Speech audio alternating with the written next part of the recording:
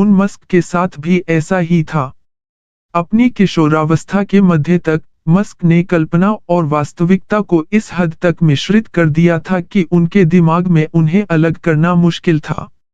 Musk ने ब्रह्मांड में मनुष्य के भाग्य को एक व्यक्तिगत दायित्व के रूप में देखा। अगर इसका मतलब मानव प्रजातियों की पहुंच बढ़ाने के लिए स्वच्छ ऊर्जा प्रौद्योगिकी या अंतरिक्ष यान का निर्माण करना है, तो ऐसा ही हो। मस्क इन चीजों को करने का एक तरीका खोज लेंगे। मस्क ने कहा, हो सकता है कि मैंने बचपन में बहुत सारी कॉमिक्स पढ़ी हों। कॉमिक्स में ऐसा हमेशा लगता है कि वे दुनिया को बचाने की कोशिश कर रहे हैं। ऐसा लग रहा था कि दुनिया को एक बेहतर जगह बनाने की कोशिश करनी चाहिए क्योंकि उल्टा कोई मतलब नहीं है। लगभग 14 वर्ष की आयु में मस्क के अस्तित्व का पूर्ण संकट था। उन्होंने कई प्रतिभाशाली किशोरों की तरह इससे निपटने की कोशिश की, धार्मिक और दार्शनिक ग्रंथों की ओर रुख किया। मस्क ने मुट्ठी भर विचारधाराओं का नमूना लिया और फिर कमोबेश वापस वहीं समाप्त हो गए जहां उन्होंने शुरू किया था, अपने जीवन में सबसे प्रभावशाली पुस्तकों में से एक में पाए गए विज्ञानवाई पाठों को गले लगाते हुए, the hitchhiker guide to the galaxy, Douglas Adams द्वारा। वह बताते हैं कि वास्तव में कठिन चीजों में से एक यह पता लगाना है कि क्या प्रश्न पूछना है, मस्क ने कहा। एक बार जब आप प्रश्न का पता लगा लेते हैं, तो उत्तर अपेक्षाकृत आसान हो जाता है। मैं इस निष्कर्ष पर पहुंचा कि वास्तव में हमें मानव चेतना के दायरे और पैमाने को बढ़ाने की आकांक्षा करनी चाहिए ताकि बेहतर ढंग से समझ सकें कि कौन से प्रश्न पूछने हैं। किशोर मस्क तब अपने अल्ट्रालॉजिकल मिशन स्टेटमेंट पर पहुंचे।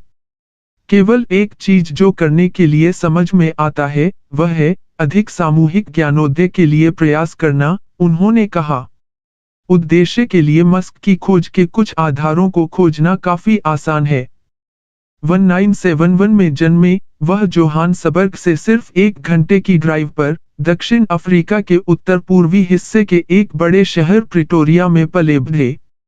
रंगभेद का भूत उनके बचपन में मौजूद था, क्योंकि दक्षिण अफ्रीका अक्सर तनाव और हिंसा से उबलता था। अश्वेत और गोरे आपस में भिड़ गए, जैसा कि विभिन्न जनजातियों के अश्वेतों ने किया। सोवेटो विद्रोह के कुछ ही दिनों बाद मस्क 4 साल का हो गया, जिसमें श्वेत सरकार के फरमानों का विरोध करते हुए सैकड़ों अश्वेत छात्रों की मौत हो गई। सालों से दक्षिण अफ्रीका का सामना अपनी जातिवादी नीतियों के कारण अन्य देशों द्वारा लगाए गए प्रतिबंध। मस्क को अपने बचपन के दौरान विदेश यात्रा करने का शौक था और उन्हें इस बात का स्वाद मिल गया होगा कि बाहरी लोग दक्षिण अफ्रीका को कैसे देखते हैं। लेकिन मस्क के व्यक्तित्व पर और भी अधिक प्रभाव प्रिटोरिया और आसपास के क्षेत्रों में प्रचलित सफेद अफ्रीकी संस्कृति का था। हाइपरमास्कुलिन व्यवहार मनाया गया और कठिन जोक्स का सम्मान किया गया।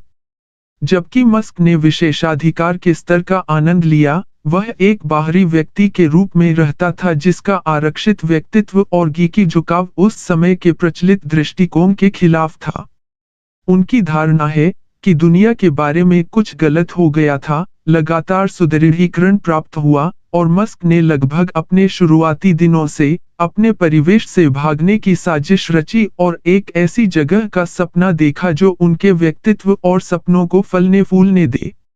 उन्होंने अमेरिका को उसके सबसे घिसे-पिटे रूप में देखा, अवसर की भूमि और अपने सपनों को साकार करने के लिए सबसे संभावित चरण के रूप में।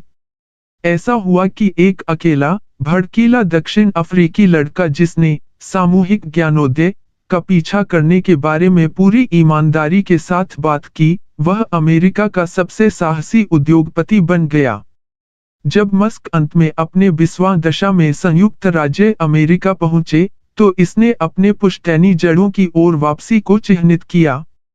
परिवार के पेड़ बताते हैं कि मस्क के परिवार के मातृपक्ष पर हल्डमैन के स्विस जर्मन उपनाम वाले पूर्वजों ने क्रांतिकारी युद्ध के दौरान न्यूयॉर्क के लिए यूरोप छोड़ दिया। न्यूयॉर्क से वे विशेष रूप से मिडवेस्ट इलिनोइस और मिनेसोटा की घाटियों में फैल गए। मस्क के चाचा और अनौपचारिक पारिवारिक इतिहासकार स्कॉट हल्डमैन ने कहा, हमारे पास ऐसे लोग थे जो स्पष्ट रूप से गृहयुद्ध के दोनों